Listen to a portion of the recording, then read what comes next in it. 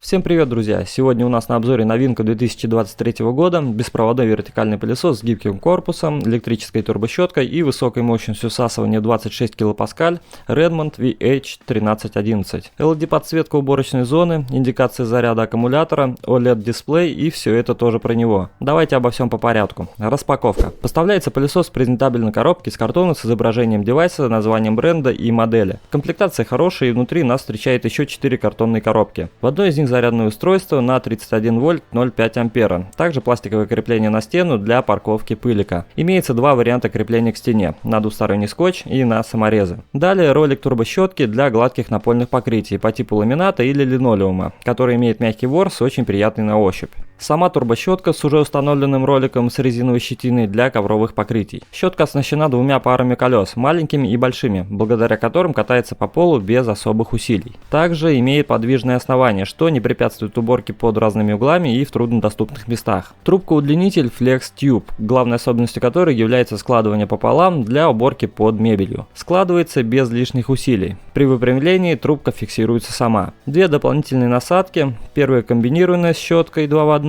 и щелевая насадка. Документация в виде гарантийного талона и информативной инструкции на двух языках, русский имеется. И в последней коробке сам пылесос. Летим дальше. Пылесос оснащен съемным аккумулятором емкостью 2 ампер-часа и напряжением 25,9 вольт. Контейнером для сбора мусора объемом 600 мл.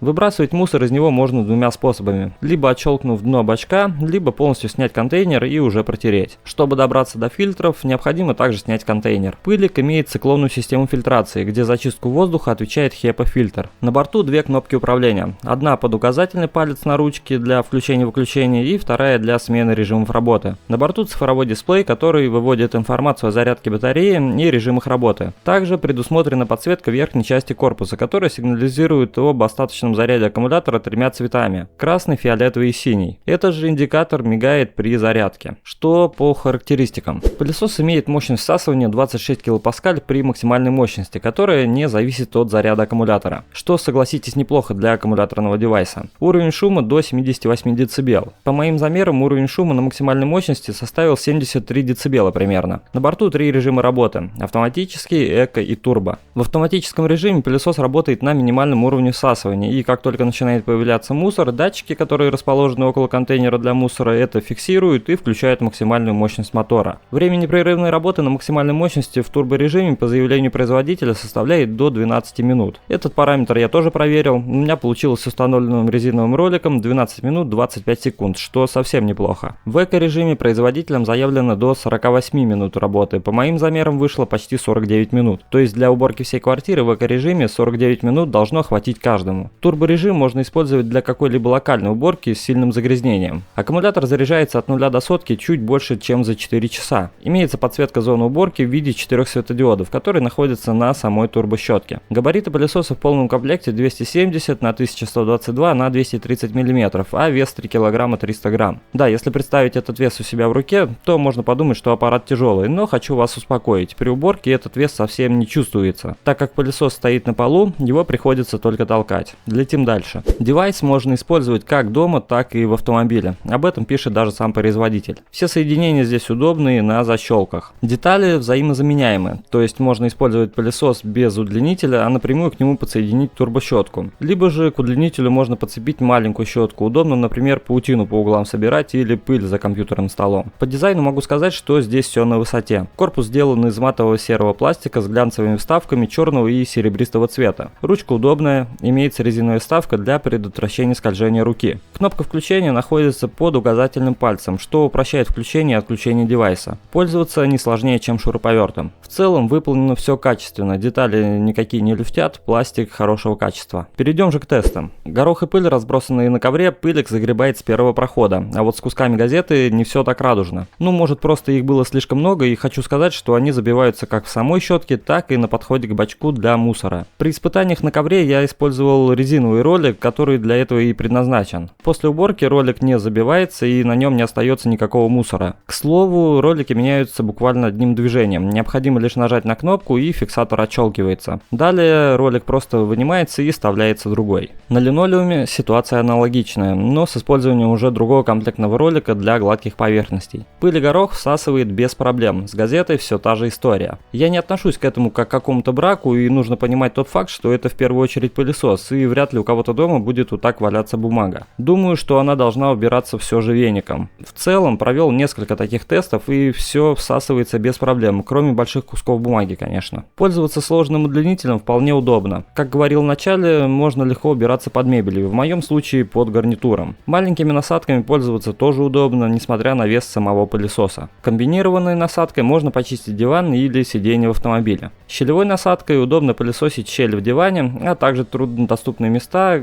куда не подберешь с обычной щеткой. Кстати, очень порадовала быстрая смена насадок. Все очень даже удобно, без лишних усилий можно заменить одну насадку на другую. Резюмирую. На момент монтажа видео пользуемся пылесосом примерно 2 недели. Времени на уборку в двухкомнатной квартире в эко-режиме вполне хватает. К плюсам здесь можно отнести время автономной работы. Кому-то оно покажется маленьким, но тут нужно учитывать тот факт, что пылесос довольно мощный, и не каждый проводной вертикальный пылесос может похвастаться такой мощностью всасывания. Циклонную систему фильтрации, безусловно, отнесу к плюсам. Крепление на стену — это, конечно же, плюс, но хотелось бы, чтобы это крепление выполняло функцию док-станции, чтобы не вставлять постоянно штекер для зарядки аккумулятора. Подсветка зоны уборки, отображение основной информации на дисплее и световая индикация — это тоже все плюсы данного девайса. Уборка под мебелью со сложной трубкой, разнообразие насадок и щеток, трансформирование в компактный ручной режим — это все плюсы. Удобное управление, красивый дизайн и простота в использовании тоже положительные качества девайса. Удобно выкидывать мусор из пылесборника, а также большой объем последнего я отношу тоже к плюсам. Что можно было добавить в эту модель?